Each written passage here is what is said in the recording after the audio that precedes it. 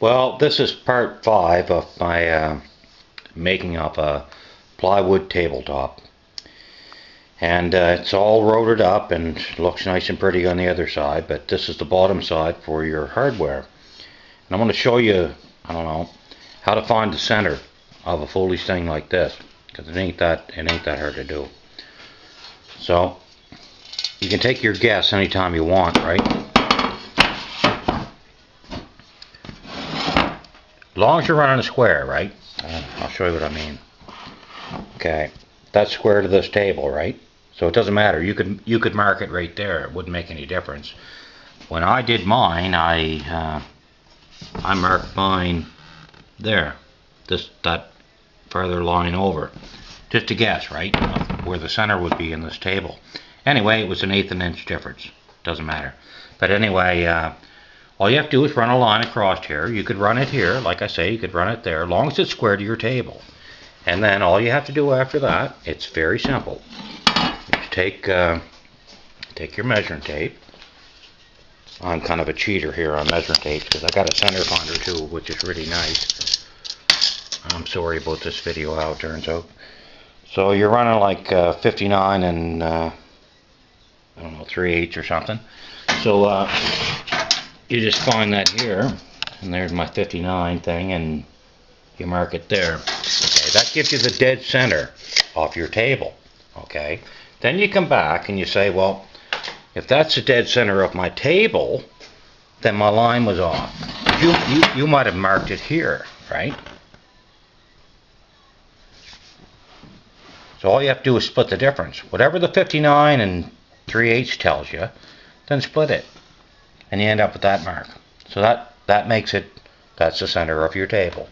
I hope I didn't over-explain that or look stupid when I did it, but anyway, and to find out where the rest of the hardware goes, it's not too hard to do. Hold on here.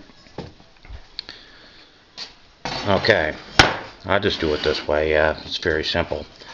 Just run off your center line like this.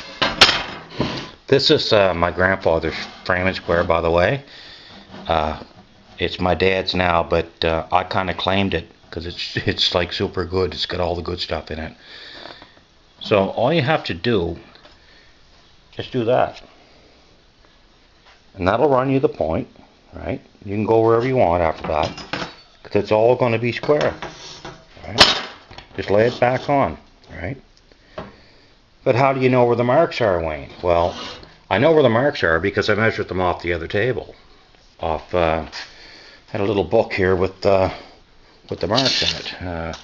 It was 9 and 9 1/4 down, 50 to the bottom side, 6 and 3/8 to this side, and 29 and 3/8 to the other. So I knew where I was going to be when I ended up, right?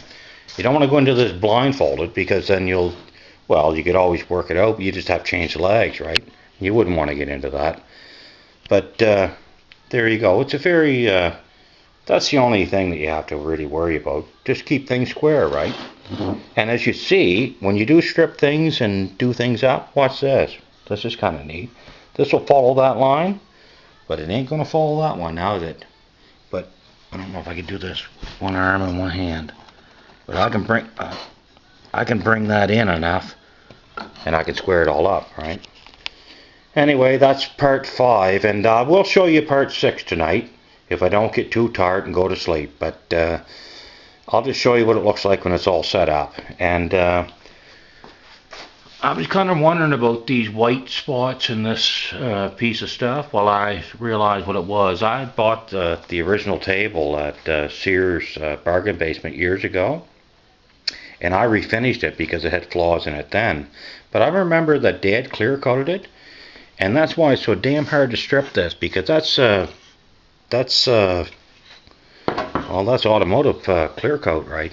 And what I mean by clear coat ain't what people call lacquer. This is a different thing altogether. But anyway, there you go, and I hope you enjoy these videos, and I hope that helped. If you have any questions about any of my foolishness, just ask me, and I'll make it simple, or I'll try to. Okay, but I'll flip the table over in a minute and show you what it looks like.